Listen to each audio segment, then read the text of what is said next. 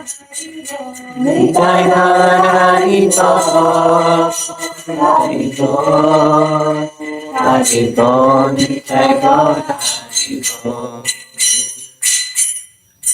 Gaur Premanandi, Hari Bol.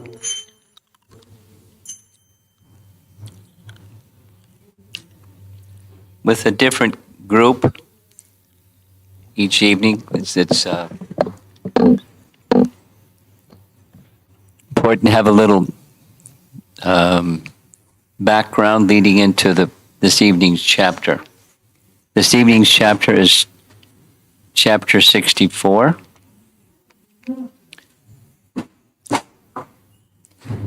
Which comes right after chapter 63. And chapter 63 comes right after chapter 62.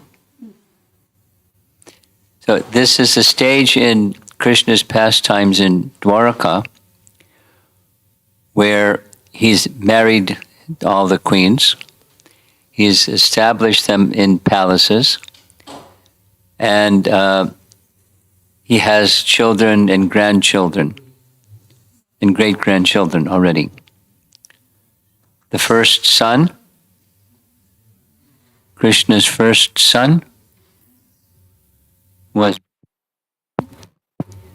and we heard about your earlier chapters, we heard about Pradyumna. Pradyumna married the daughter, one of his queens, the daughter of Rukmi. Rukmi had a really big time animosity towards Krishna. In fact, he had taken a vow that he would kill Krishna. He would undergo severe austerities for as long as it took and do whatever it was needed to kill Krishna. So he has like big time animosity toward Krishna.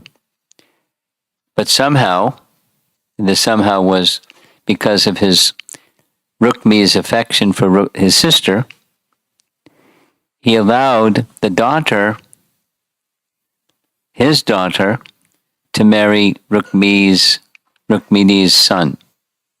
Rukmini's son was Pradyumna.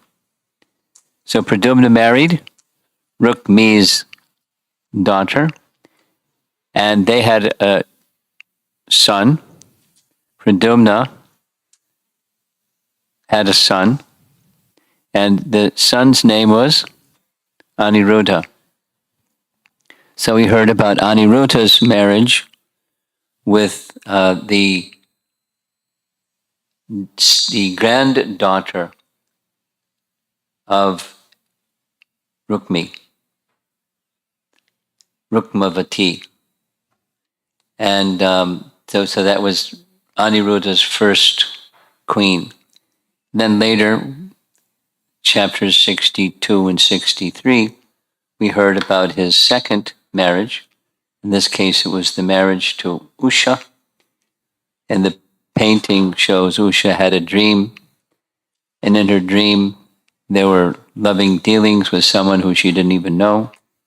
And suddenly he disappeared from her dream. She woke up, called out loudly, "Oh, my beloved, where have you gone?" And she had a whole bunch of friends nearby, and they woke up when she called out loudly. And her dearmost friend was Chitralekha, who volunteered to help her find her beloved, because she had many powers, mystic powers. She could find people. She knew of people that were in distant places. She knew what different demigods looked like, different sages looked like, and she could draw expertly exactly what they look like taking a photograph. So when she finally showed a picture of Aniruddha, Usha blushed. That's him. So in the dead of night, another one of Chitralekha's powers, she could fly in the sky. And she went directly to where Aniruddha was resting. She picked him up. She had mystic powers. She picked him up and carried him right back to Usha's private chambers. So unmarried ladies don't have men staying or visiting or even coming into their private chambers. But he not only entered, but he stayed there for a long time, and they enjoyed together. And eventually, Usha's father came to know. And her father's name was Banasura. He was an Asura. He was the son, he was the eldest of Bali Maharaj's 100 sons. So Bali Maharaj was a great devotee. His grandfather, Prahlad Maharaj, was a great devotee. But Banasura was bad. He was an Asura. So when he confronted his daughter, he saw his daughter sitting very happily with Aniruddha. And there was a big battle, and Banasura's soldiers were getting smashed left and right because Aniruddha is very powerful. But by the internal potencies arrangement, he was captured, put in prison, and Nrga came to inform the members of Dwarka what happened. And they were in a very intense mood. Let's release Aniruddha from his prison, Banasura's prison. So massive army. They went to the capital of Banasura, and there was a big battle between Krishna and Banasura, and guess who won? But before the battle with Banasura, which you see in the painting there on the left, we heard a whole story of who was Banasura and how he got 1,000 arms, and he was a great devotee of Lord Shiva. So when Banasura saw this massive army outside his capital, he went charging out with all of his massive armies to do battle. In the course of that battle, Lord Shiva, who was protecting Banasura's city, came out of the city, and big battle, as you see in the painting.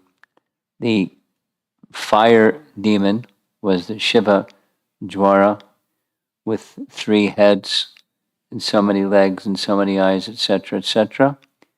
So to combat the Shiva Jwara, Krishna released his Vishnu Jwara, and guess who won?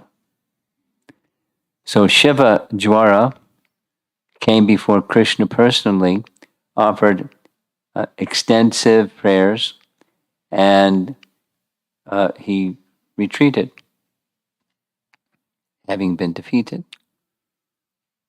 So Banasura was very disturbed that Krishna looked like Krishna was winning. So he came out to directly fight Krishna, and he was losing. Of his 1,000 arms, Krishna used his Sudarshan chakra and chopped off all but 4 of them. And because all this happened because Banasura was itching for a fight, and he wanted to fight Lord Shiva because he didn't feel that anyone could be a suitable opponent for him. Lord Shiva was disturbed and said, "You'll meet your match." And Krishna was his match. So after Krishna was defeating Banasura very badly, Lord Shiva, this beautiful painting, Lord Shiva came before Krishna and glorified Krishna in very nice prayers, appealed to Krishna to spare the life of Banasura.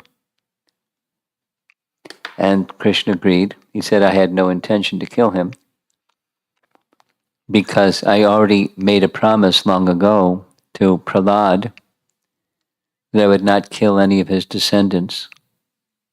And Banasura is one of his descendants, so I won't kill him. But I wanted to reduce his pride and kill his armies because it's part of my purpose in coming into this world is to relieve the burden of the earth of demoniac kings and fighters and people like that. So the story ended with Banasura offering his obeisances to Krishna. Krishna gave his benedictions. You see his benedicting hand raised.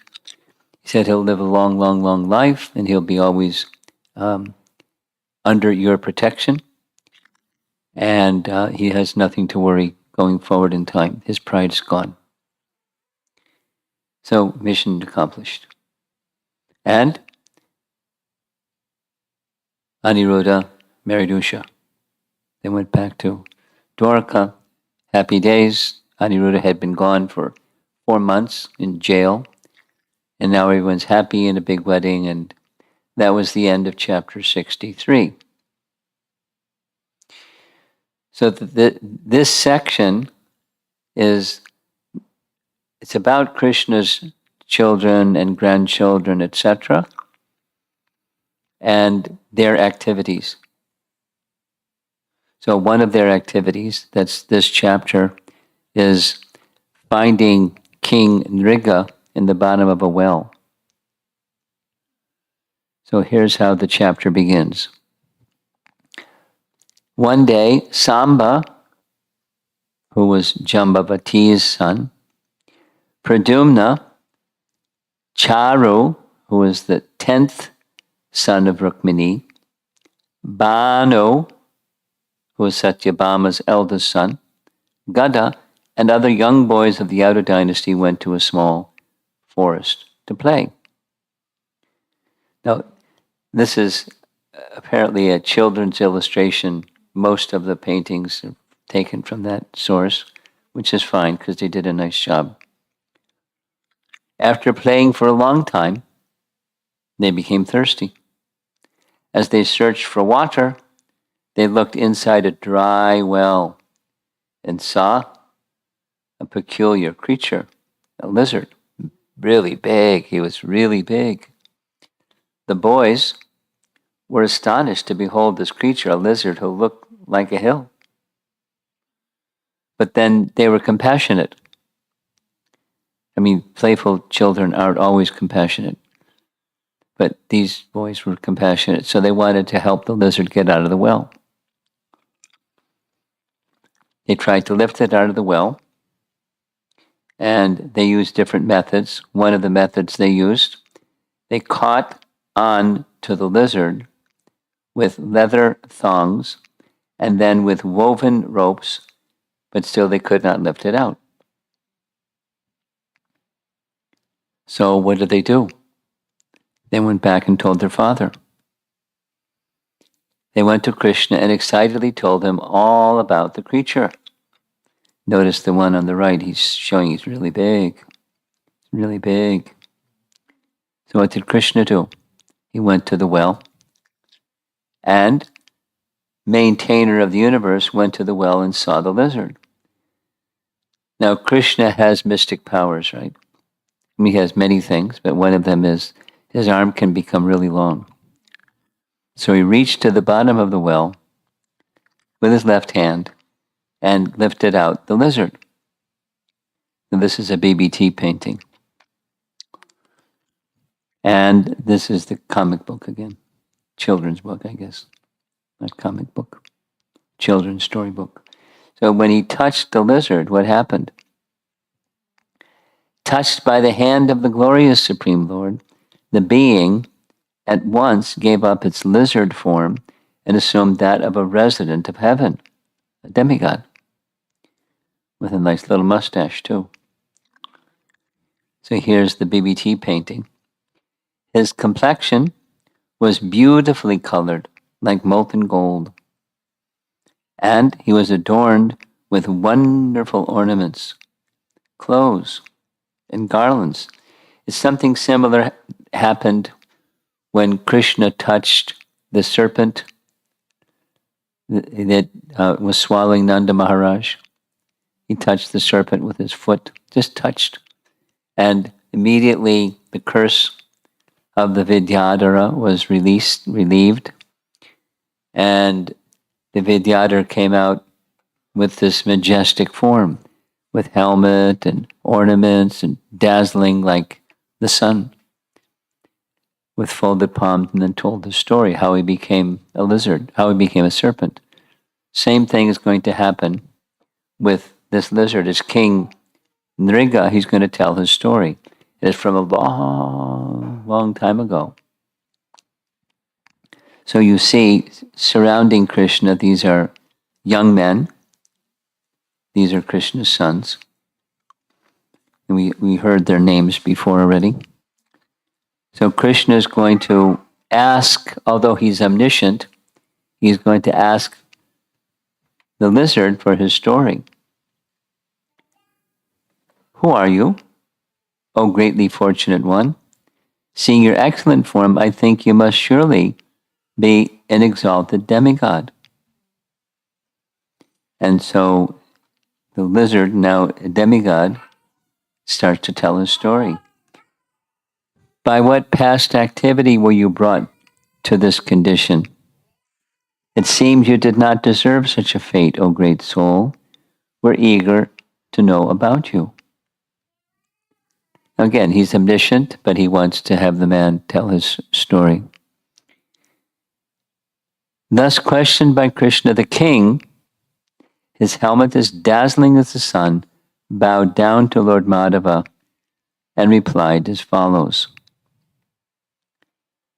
I am a king known as Nrga, son of Ikshvaku. Now, how long ago was that? Ikshvaku?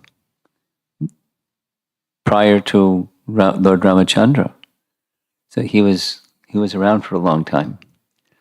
Is a lizard, like a long time. You know how long? Long. According to Jiva Goswami, in his Lagu Bhagavatamrita, the appearance of Lord Ramachandra occurred during the 24th Yuga cycle of Vaivasvata Manu. And this is the 28th Yuga cycle of Vaivasvata Manu, when Krishna appeared. And shortly after Krishna appeared is now the same Yuga cycle. So that's a lot of time. 4 Yuga cycles, a lot of time. So now this version, directly taken from the Bhagavatam, says that he is the son of Ikshvaku. Jiva Goswami makes a little commentary, and where it says in the 9th canto, you with me? In the 9th canto, what's the 9th canto? The 9th canto, part of the 9th canto, gives the lineage of kings in the Surya dynasty. In the 9th canto, it gives a different explanation. It says that Nrga was the brother of Ikshvaku. So who was Ikshvaku's father? Vaivasvata Manu. Is that right? Krishna taught Bhagavad Gita to the sun god Vivaswan. Vivaswan taught it to his son Manu, that's Vaivasvata Manu, and Manu taught it to his son Ikshvaku. So in that 9th canto, it describes Nrga was the brother of Ikshvaku. And the answer Jiva Goswami provides is this discrepancy it's just a different day of Brahma. Kalpa Beda.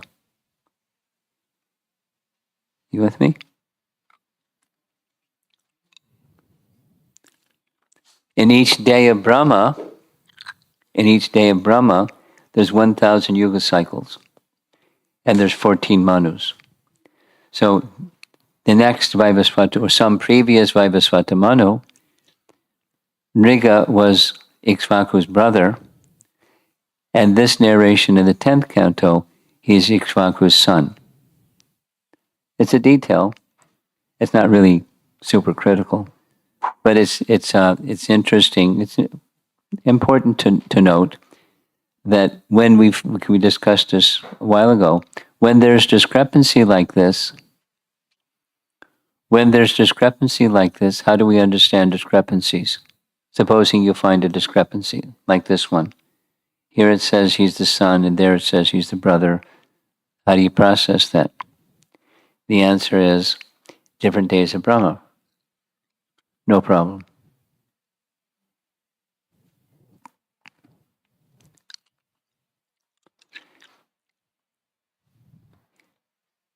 Nrga says, you're asking me who I am, but what possibly could be unknown to you, O Master? Nevertheless, on your order I will speak. I gave in charity as many cows as there are grains of sand on the earth, stars in the heavens, and drops in the rain shower.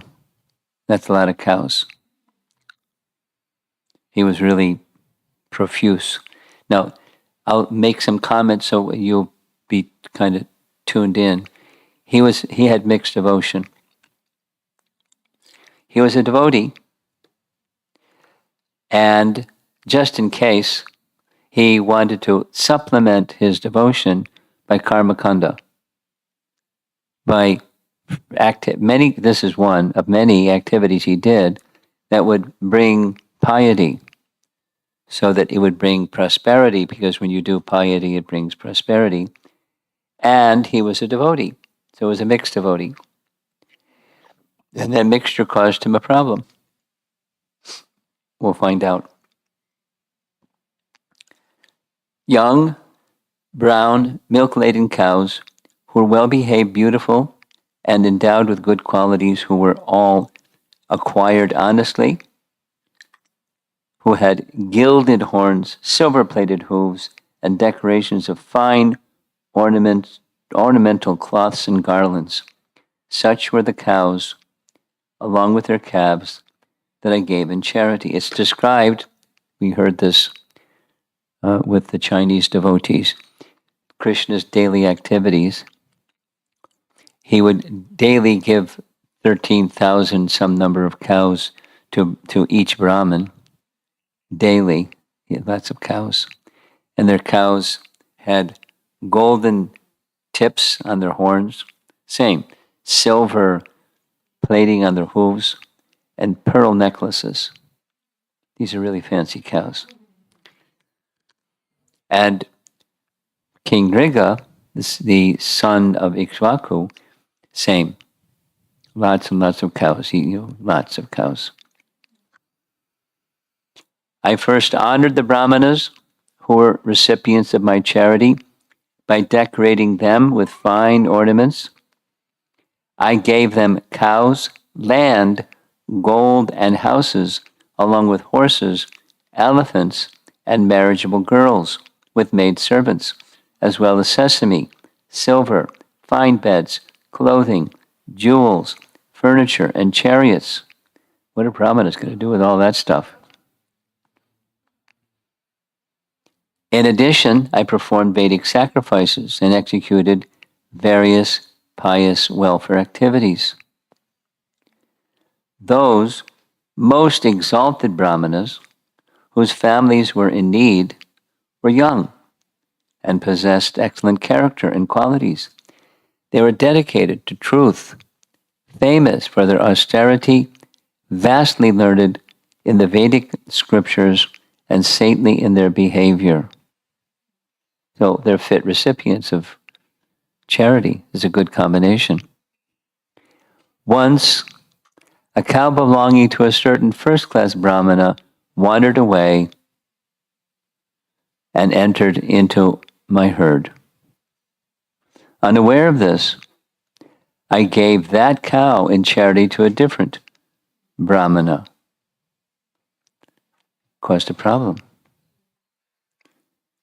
When the cow's first owner saw her being led away, he said, "She is mine."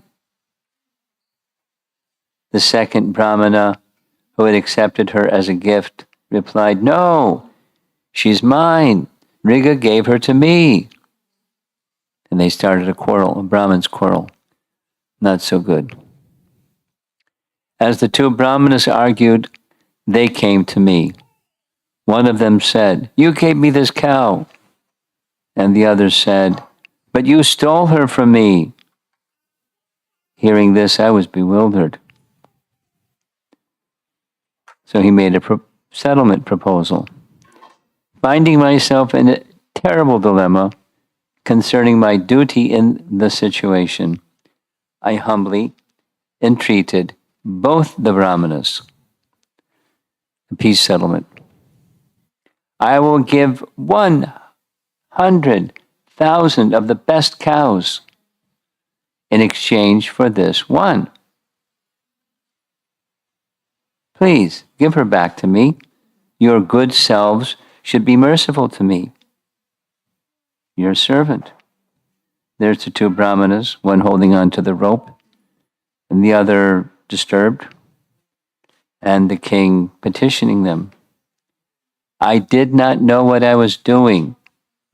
Please save me from this difficult situation, or I will surely fall into a filthy hell. Well, very reasonable, most generous, but they didn't agree. The present owner of the cow said, I don't want anything in exchange for this cow or king, and went away, obviously unhappy.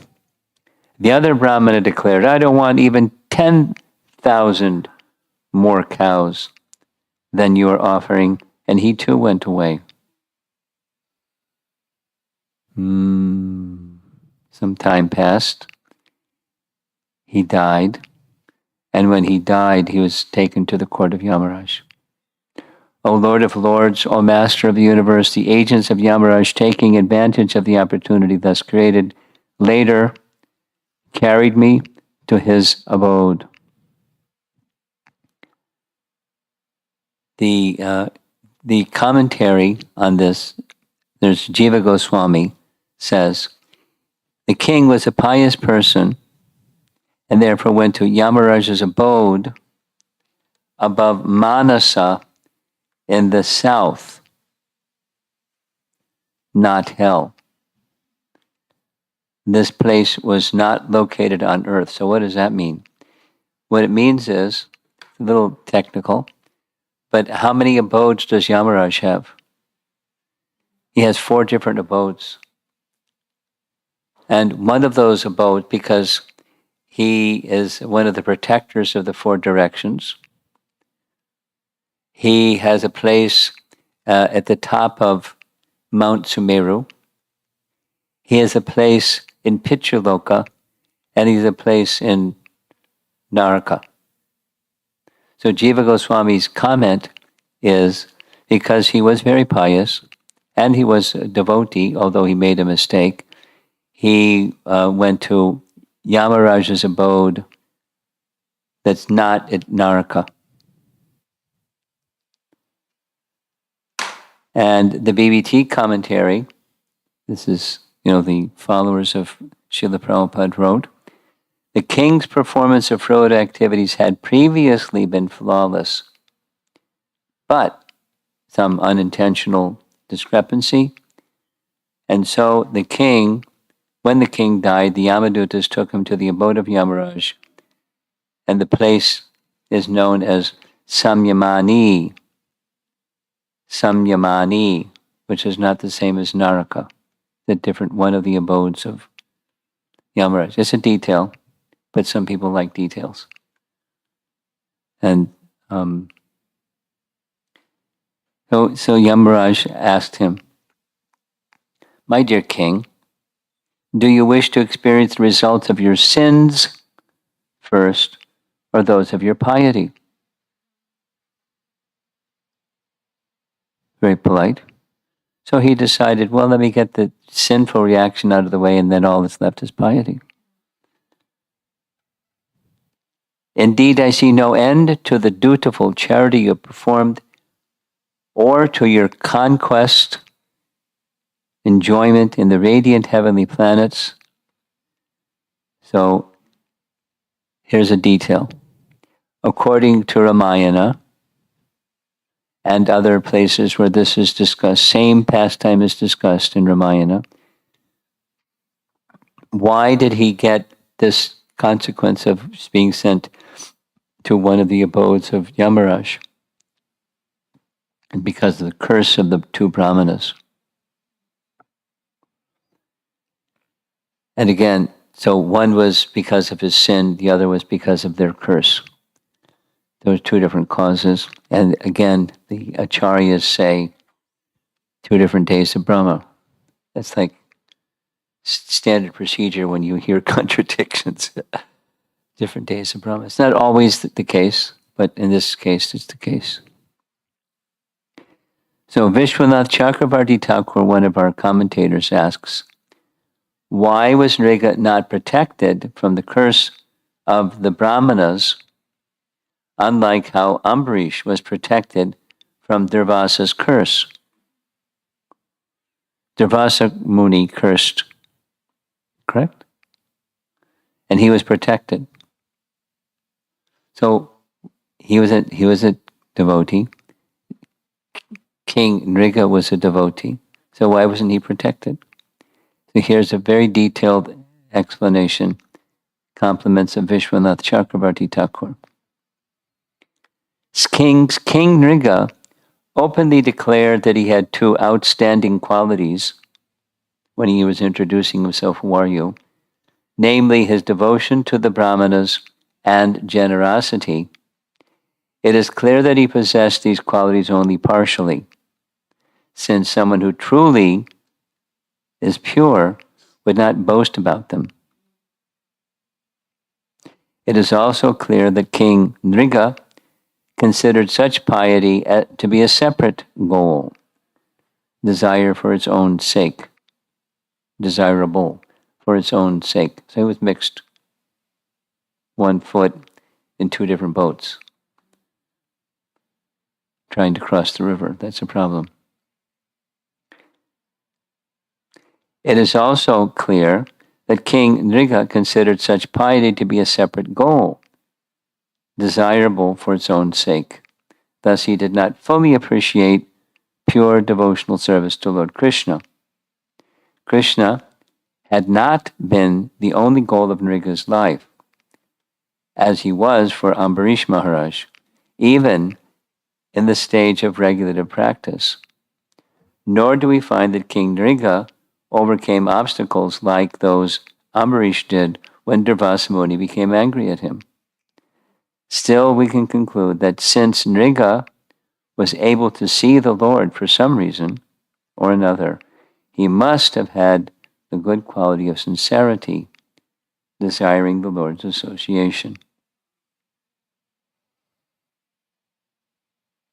Then further note, one who engages in exclusive devotional service is not subjected to sinful reactions or reactions due to unintentional errors in the execution of their devotional service. So the giving of cows in charity is nice, but the whether it falls in the category of akarma or punya karma depends upon the consciousness behind the activity. It's understanding of Bhagavad Gita, as you know. This is a little Bhagavad Gita section. 3 things: karma, akarma, and vikarma. So commonly karma, we just say it's fruitive activity. But even more specifically, karma is activity prescribed in the Vedas. And vikarma is activity prohibited by the Vedas. And akarma is devotional service. It's activity, whether it seems like in Arjuna's case, of killing his relatives, his teacher, etc., his grandfather. That's big karma. But he was reluctant on dharma principles or karma principles. This is vikarma. But the whole of the explanation of Bhagavad Gita is it was Vik karma because it's something that Krishna wanted. And so something that is what Krishna wants, by ordinary standards, just whatever Krishna does, by ordinary standards, it may be Vik karma, is running from the battlefield, running from Kalyavana and running from Jarasandha. Then he gets a celebrated name, Ranchor. Or stealing, he gets a celebrated name, Makanchor. It's Vikarma, but when Krishna does it, it's transcendental. So it's an important, it's not so much what we run into in our lives, to being asked by Krishna to do something, that looks in a worldly sense is not to be done. But it's to be, we need to understand the principle. When we do something, Lord Chaitanya, here's a nice example. Lord Chaitanya taught to abide by the laws of the state. When one of his devotees was engaged in taking taxes on behalf of the king, he was pocketing some of the money. And Lord Chaitanya said the king is entitled to punish him however he likes. Because if you are to give money to the king, you give money to the king. You don't take it for yourself. That's not okay. You follow the laws of the state. We should follow the laws of the state. We don't break the laws. However, if there's some transcendental purpose to be done, then you go with the transcendental purpose to be done. I'll give a personal example. It's not the best, but it's one. Once upon a time, about 50 years ago, I was a college kid. And when I was a college kid, the United States government was involved in the war in Vietnam when I was a college kid. So I was, my mother and father told me that they were getting draft notices. By law, when you're drafted, you go to the army. And I thought, like, the war is silly, and taking someone out of medical school is really silly. So I'm just not going to pay attention to it. I just didn't pay attention to it. Didn't respond. And they were saying, you got to do something. You'll be put in jail. It's like, you can't not respond. So some time passed. I didn't respond.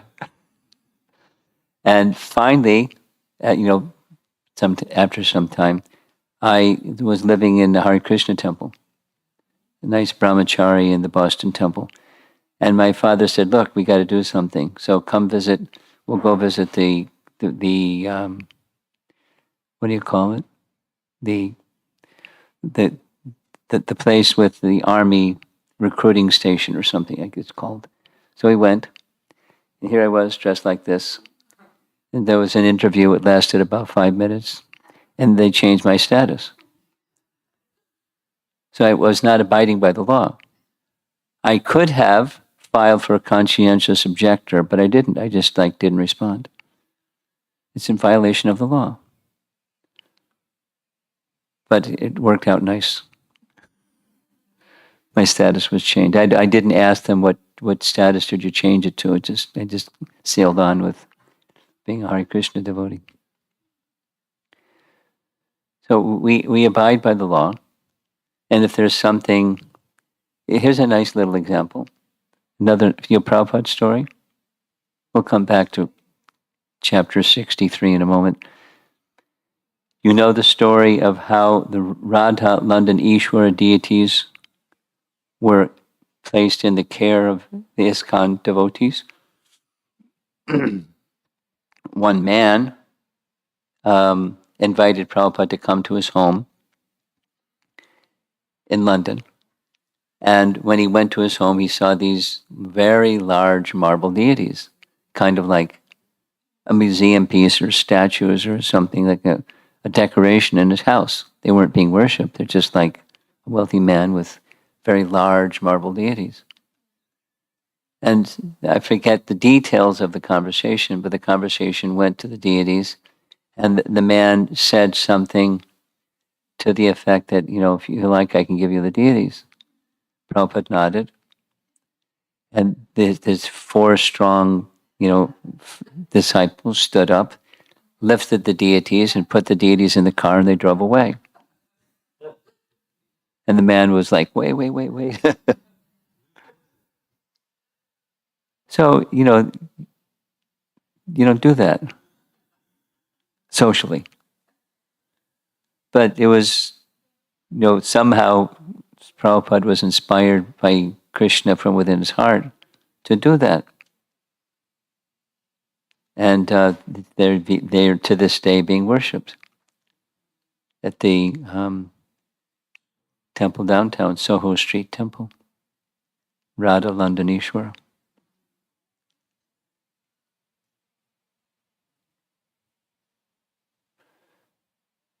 So those are some examples of, if something is for Krishna, you do that something for Krishna, and otherwise you abide by the norms of society and the rules of the government and all those other things. But the king Nrga had there were two boats. There was the Karmakanda boat, and what he was hoping to gain. It's sometimes people do that. At least the way the story was narrated to me long ago is he just to be safe, just in case Krishna wasn't looking at him and catching his devotion, he wanted to have a backup plan,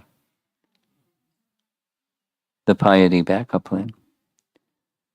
But he definitely wanted some outcome from that piety backup plan. He wanted the fruits of piety. He wanted to prosper, and he was look at this, what he was giving. Who can give what he was giving? He was obviously prospering incredibly. And he liked it. He was enjoying it, and he was a little bit proud of it.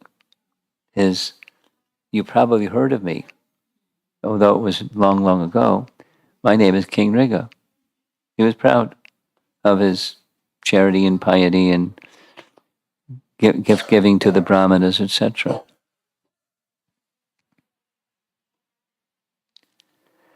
And therefore, there was consequences for the mistake. That's the point with all of this.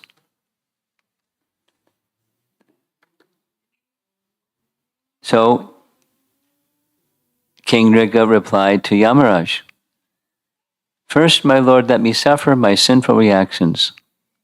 And Yamaraj said, "Then fall." At once I fell, and while falling, I saw myself becoming a lizard. And he fell in the bottom of a well. "O Keshava, as your servant, I was devoted to the brahmanas and generous to them, and I always hankered for your audience." That was his good quality. Who do we know who also had that nice quality in Krishna's pastimes? And because of that nice quality, he was able to see Krishna. Muchukunda. Let's tell the Muchukunda story quickly.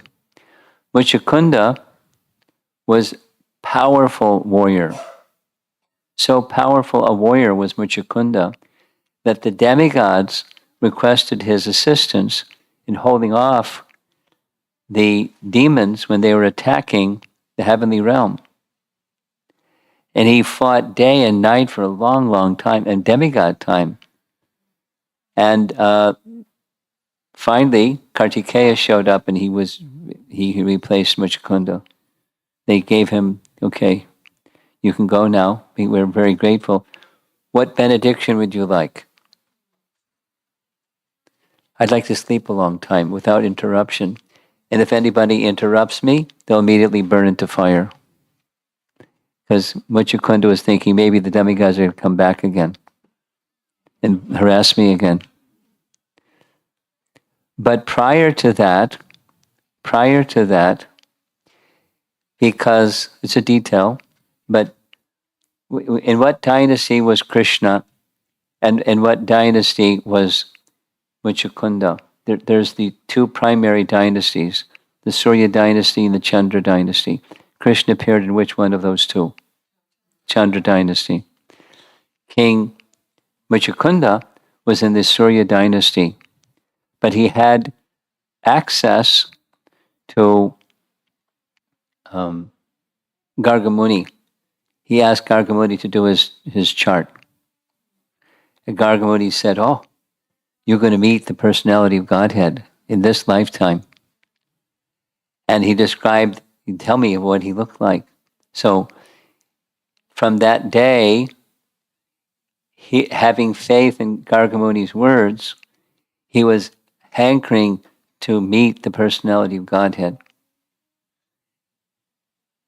He did what he did, but always within. He was doing his duties in a dutiful manner, with some attachment, but doing his duties in a dutiful manner, but within hankering for Krishna's association, to see Krishna.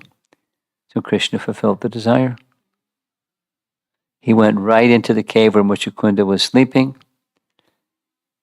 cindered Kalyavana, and gave Muchukunda his darshan. He didn't even recognize him immediately because he had never seen him. He heard about him. But so he asked, "Who are you? You're effulgent." And Muchukunda was told who Krishna is. "And you've been longing to see me, so I've come." So same, King Nrga was longing for the audience of Krishna.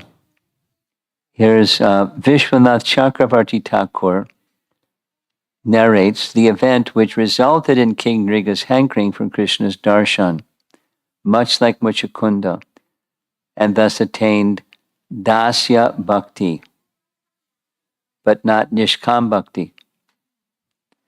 Now the detail, he doesn't give the detail, he just said it's similar to what happened with Muchukunda. So he was told, as King Nrga, he would one day see the Lord directly. So he was hankering.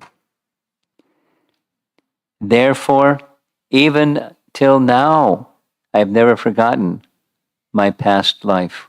So he's in a lizard body, remembering his King Nrga's lifetime. Must have been awkward. Who else did like that? Bharat Maharaj, right? Right? Bharat Maharaj. Bharat became a deer, but he remembered his previous life as Bharat, king.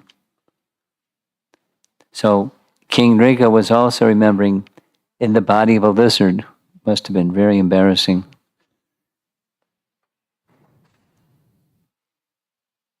Here's Jagatananda Pandit's remark. If we do not develop single-mindedness in executing devotional service, then we place ourselves in the impossible task of trying to cross a river in two boats with one foot in each. Not a good idea. You're going to end up in the water. Now, who's Jagatananda Pandit? Does anybody know who is Jagatananda Pandit? Jagatananda Pandit? Jagatananda Pandit was a very intimate associate of Chaitanya Mahaprabhu. And he had a very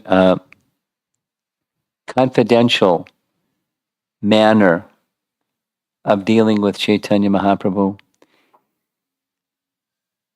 He wanted always to see Mahaprabhu have comforts.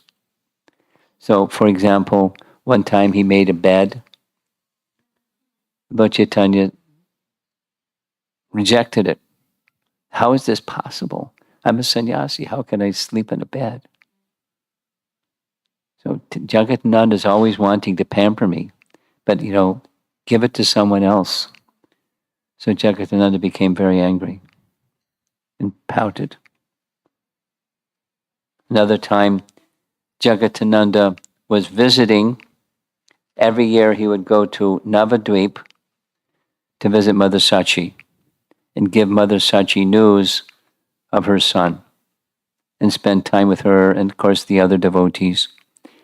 And one time while there, with his own hand, he made very, very carefully pressed sandalwood, very fragrant sandalwood oil, and put the sandalwood oil in a clay pot. And went all the way back to Puri with a nice clay pot of sandalwood oil, gave the sandalwood oil to Lord Chaitanya's servant and said, "Tell him this is from me, and I'd like him to put it on his forehead each morning because it's so hot here in Puri." Lord Chaitanya refused. Jagadananda wants me to become a sense gratifier. This can be used in the lamps in the Jagannath temple. We didn't use it. Some days later, Jagadananda came. He saw the pot of oil just outside Mahaprabhu's door. He picked up the pot of oil and smashed it on the ground. And the oil went spreading all over the place, and he went pouting to his room, locked the door from the inside, and fasted for days. Lord Chaitanya went to visit him, knocked on the door. "Jaga, I'm very hungry. I've heard you've been fasting, so I've been fasting since you began fasting. I want you to get up and cook for me. Go take your bath, prepare a meal. I'm going to take my midday bath. I'll come back and take your cooking." So Jagadananda got up and took his bath and cooked lavishly and kept piling on Lord Chaitanya's plate more and more and more. And Jaga, stop. You've succeeded in satisfying your desire to feed me nicely. Now give up your anger and you take your meal. Anyway, he had that kind of very funny, close, loving relationship with Lord Chaitanya. So there's a book that's ascribed to him called Prema Vivarta, Hidden Love. Prema Vivarta. And there's many things that he says that are very wonderful. This is one of them. I like it. It's a little skinny book, if you like to hear what Jagadananda says. Here's a similar understanding from 5th canto, chapter 19. What's 5th canto, chapter 19? It's prayers of the residents of Jambudvip to the Supreme Lord, the cosmology section of the Bhagavatam. The Lord certainly gives desired objects to devotees who request them, but he does not give those objects in such a way that the devotee will ask again after finishing his enjoyment. In other words, he gives his lotus feet, which include all desirables, to those worshippers who do not even desire them. So that's what happened to King Nrga. He got Krishna's association. O Almighty One, you are the Supreme Soul, whom the greatest yogis meditate upon. You are visible only to those who have finished his material, to those who have finished his, that should be there, material entanglement. Then how is it that my eyes see you here before me? I still have material desires. How is it possible? My actions of serving the brahmanas, this is commentary, and giving charity were only imitations arising from pride. Previously, I did not have respect for scriptures with rules followed by Ambarish and others. Thus, those actions of charity became an obstacle. Now, simply by seeing you, all pride and worldly desires are gone. Now, by contact with Krishna, his faith in Krishna was Shuddha, Bhakti. O Krishna, please permit me to depart for the world of the demigods, Wherever I live, O Master, may my mind always take shelter at your feet. He's not asking to go back to Godhead. He's asking to go to a heavenly planet because that's his situation at present. I offer my repeated obeisances unto you, Krishna, the son of Vasudeva. You are the source of all beings, the supreme absolute truth, the possessor of unlimited potencies, the master of all spiritual disciplines. So here comes some more commentary. How can the Supreme Person be unchanging yet perform activities? Right? In Bhagavad Gita, Krishna, say for example, Chaturvarna Maya Shrishtam Guna Karma Vibhagashaha. Krishna creates the systems of Varna and Ashram, and yet I am the non-doer. That sounds like a contradiction. He does, but he doesn't do. So how to understand that? He's unchanging and yet perform, because activity means change from this to that. Without change, you don't have activity. So how does he, unchanging yet performs activities? This is a commentary by Sridhar Swami, who writes, this doubt is answered here by the term Ananta Shaktaya, which describes the Lord as being the possessor of unlimited potency. That is to say, he does everything through his potencies. He doesn't do, his potencies do. He has Ichha Shakti, desire potency, and from his desire potency, his other potencies run around and do everything. Though the Lord's, through the Lord's infinite potencies, he can perform innumerable activities without changing his essential nature. This is the philosophical point. Vikara, or change, nirvikara, without change. So he doesn't change, but he does things. So how's that?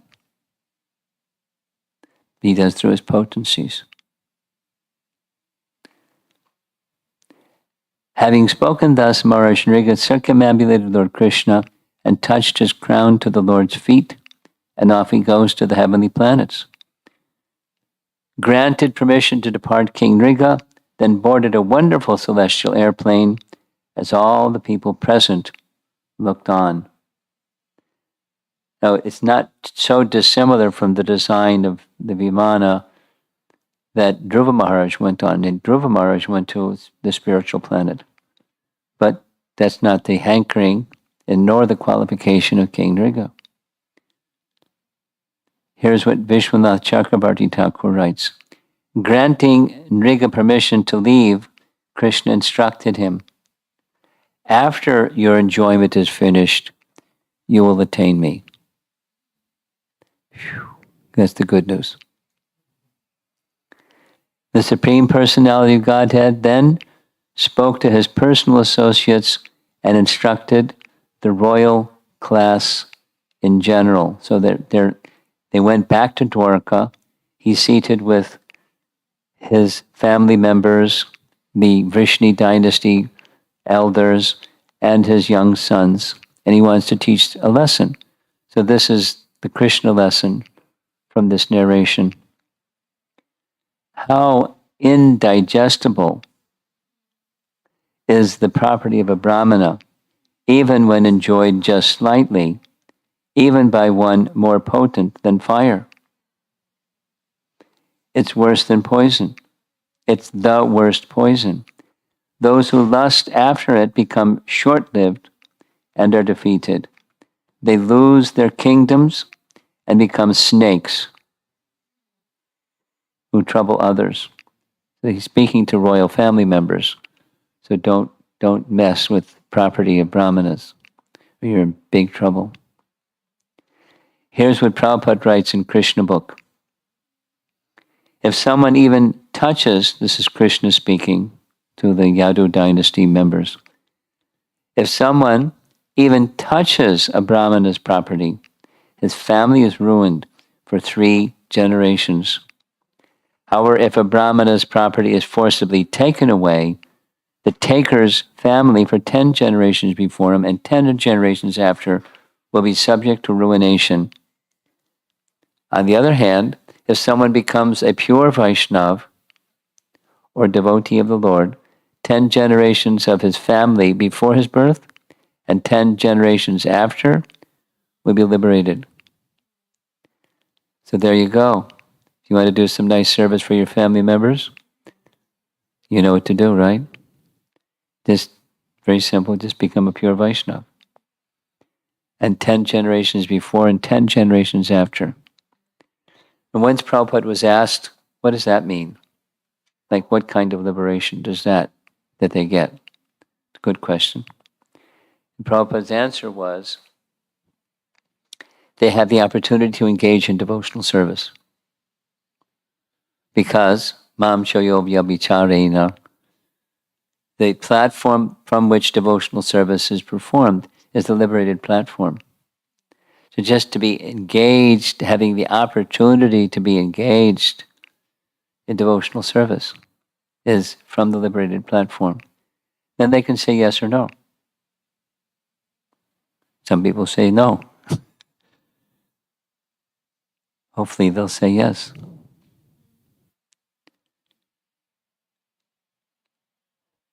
Then Krishna went on describing to the Vrishni dynasty members, Kumbhipaka is their destination for as many years as there are Brahmanas' tears in the dust.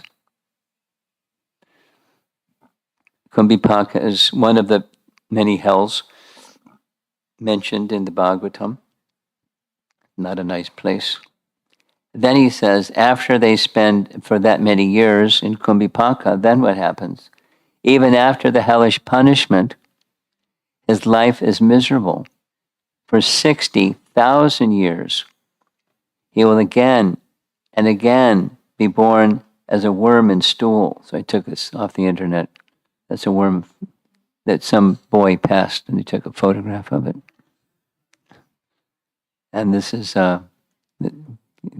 some entity that comes in stool, like E. coli bacteria, I guess.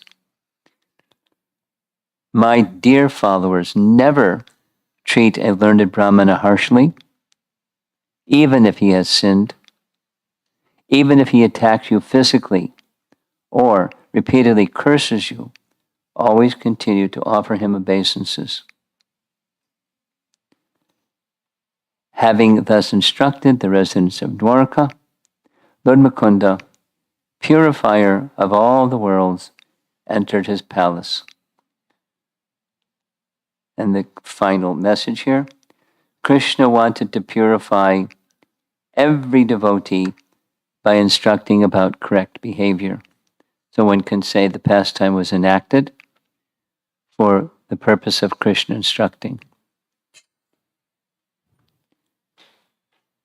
And sometimes things happen in the lives of devotees, like Arjuna, so that Krishna can give some instruction. Now, it's not always like that, but it sometimes may happen. And when we hear instruction, we should be attentive. Because if we're not attentive, we may get the consequence of not being attentive. And make a mistake and have consequences for not being attentive and making mistakes. So if we make mistakes, we're responsible for them. In this case, King Nrga, it was unintentional. He didn't do something on purpose. He didn't steal the property of a Brahmana and then give it away again. And it was otherwise flawless, but unintentional mistakes were responsible for. So be careful. So now what do you do? Because we're prone to make mistakes. It's one of the defects of conditioned souls, and we're conditioned souls. And we're responsible for our mistakes. So what do? Make mistakes. And you take responsibility. And strive for becoming free from the reactions of those mistakes by pure devotion. Strive for pure devotion. Supposing you're not there yet, we're most of us are card-carrying members of I'm Not There Yet Club. So what happens? Krishna recognizes our sincerity, and Krishna reciprocates according to the sincerity of the performer. And it's not just, getting free from the entanglements of karma. The real standard is coming to the position where pleasing Krishna is our life and soul. So let's see what happens with this microphone. See if it works. All right. Yeah, any comments or questions? Krishna stories in the back. I think you're not going to reach it.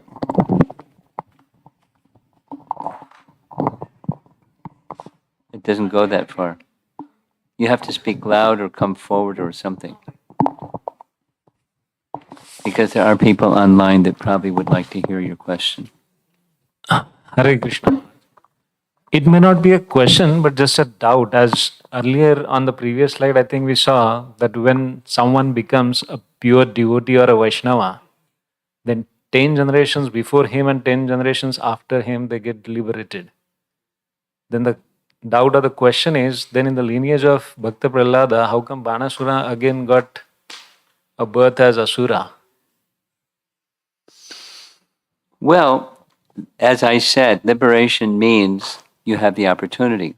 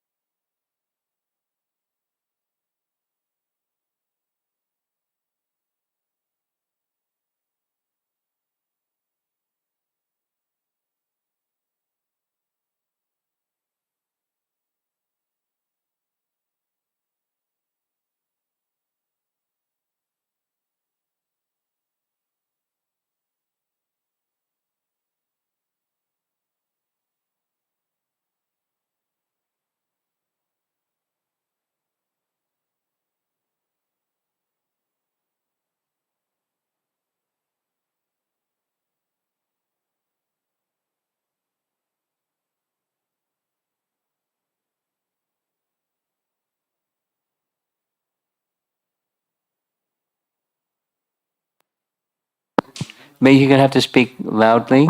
Maybe I can give you my microphone. How's that? Does this have a longer cable? No? Okay, you have to shout or come forward. Probably better you come forward. We don't want to hear you shout.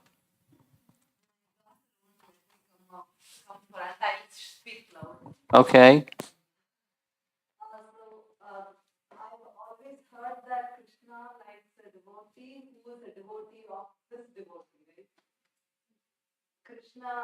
I understand. I follow.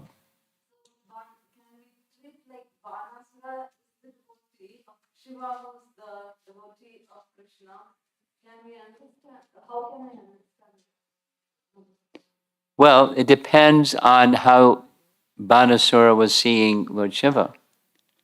To say that he's a devotee of Lord Shiva. When Banasura was given 1,000 arms as a benediction. So what did he do? Well, yeah, he wanted to fight. But before that, he was playing drum while Lord Shiva was dancing. And then Lord Shiva said, "Oh, you please me very much. What benediction would you like? I'd like you to guard my city. I'd like you to be my servant." Lord Shiva he guarded a city. But it wasn't really, the mentality of, it's utilitarian, not master servant. Lord Shiva still appreciated him. He pleaded on his behalf for Krishna to not kill him. But he also told his when you want to fight, you'll meet someone who'll defeat you. So he wasn't exactly, so there are aside from Banasura, there are persons who are worshippers of Lord Shiva, and they don't see him as Vaishnavanam Yata Shambhu. They see him as a bestower of things they want. So how one who worships Lord Shiva regards him has everything to do with whether they're delivered or not, or come to the stage of spiritual elevation, or come to the stage of being like Ravana. He was a worshiper of Lord Shiva, but he just wanted stuff. He didn't want to be his servant. So how one regards an exalted person, particularly in the case of Lord Shiva, has everything to do with what the consequences of their worship. Not just a rubber stamp or something, in other words. The consciousness behind the activity makes all the difference. What if one worships without material desires, but are not as Vaishnavana Shambho either? Well, there's no such thing. Nice try. Because how do material desires get taken away? They get taken away by one who is capable of taking it away, and by replacing it with Shuddha Bhakti, then it's taken away. But without Shuddha Bhakti, it's not taken away, it's still there. Thank you. Okay. Can I ask one more? Yeah, sure. If your daughter permits. Can you give me one practical way for self-control? Because I think chanting is the answer to everything, but without self-control, I fall down again and it results in bad chanting. So kind of the cycle. So one practical tip for that, please.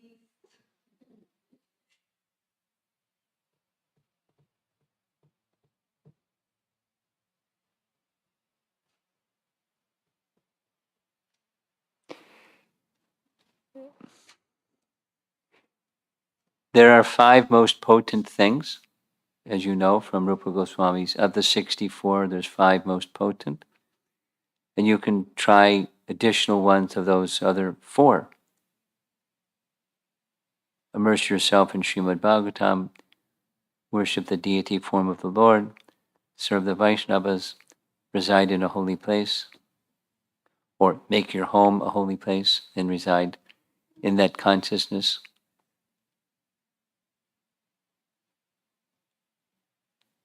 And do those things in the association of elevated Vaishnava or Sadhu Sangha, and try to serve. So that's one of the 4. But serve the Vaishnavas. But serve them. Make your life a life of service, and that it'll help immensely bring the senses under control.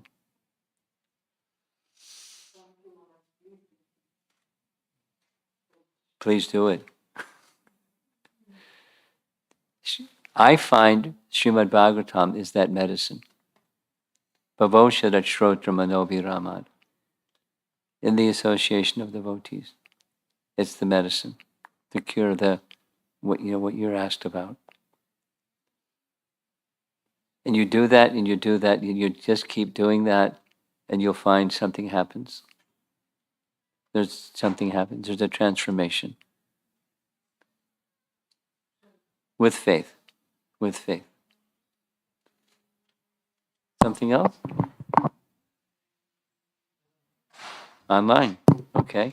This question is by Radha Kunja Bihari Prabhu.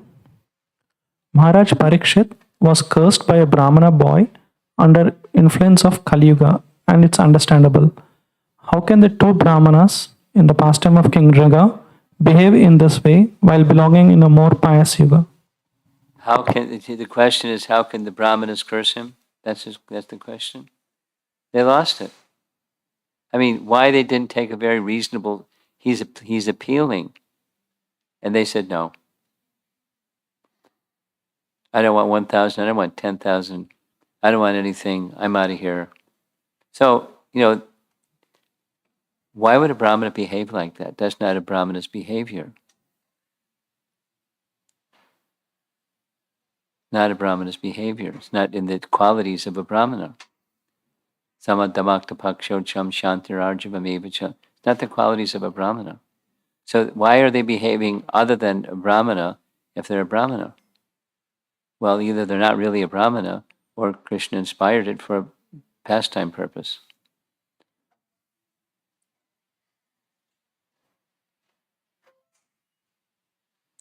Or it was one of those things, that the defect of a conditioned soul, although they're Brahmanically inclined, that's another third option. They're Brahmanically inclined, but they made a sudurachar.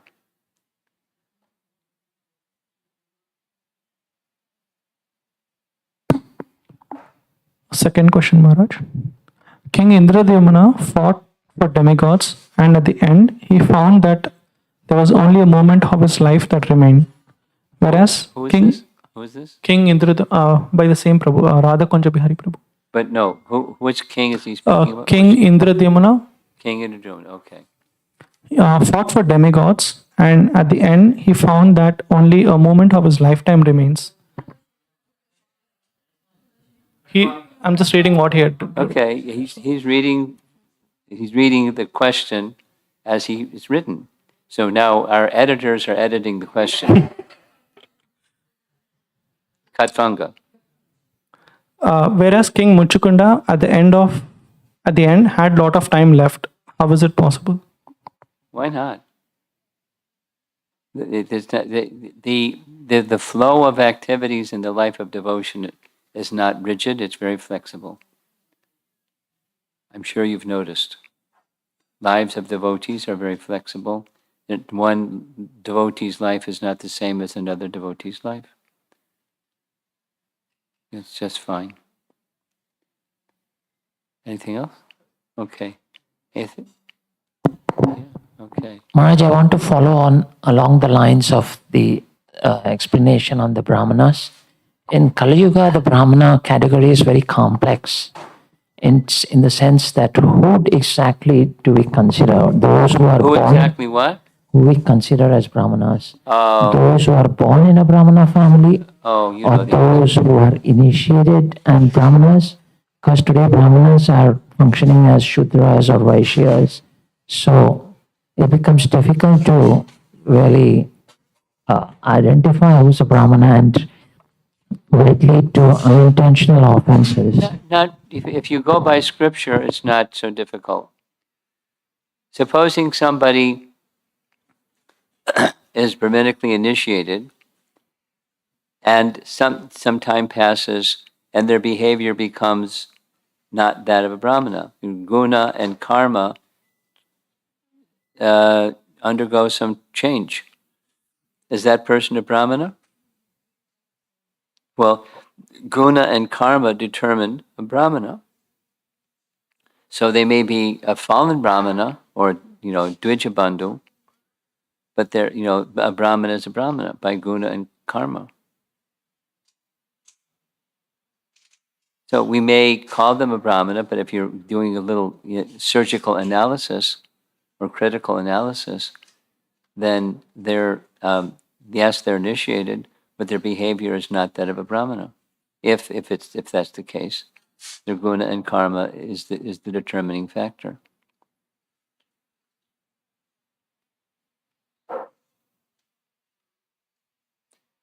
We can still respect them as having been initiated Brahmana. I know some people that were initiated, Prabhupada disciples, God brothers, and their behavior is something other presently. So they're initiated, and we respect, but their behavior is not. So the person and the behavior are not always, you separate the two. And the behavior needs to be consistent with that of a Brahmana. So many times Prabhupada would say, right? So you want to follow up on that? You look a little puzzled. Okay. Okay.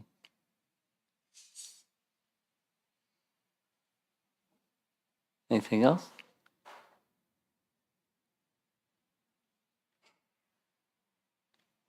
Okay. Well, thank you very much.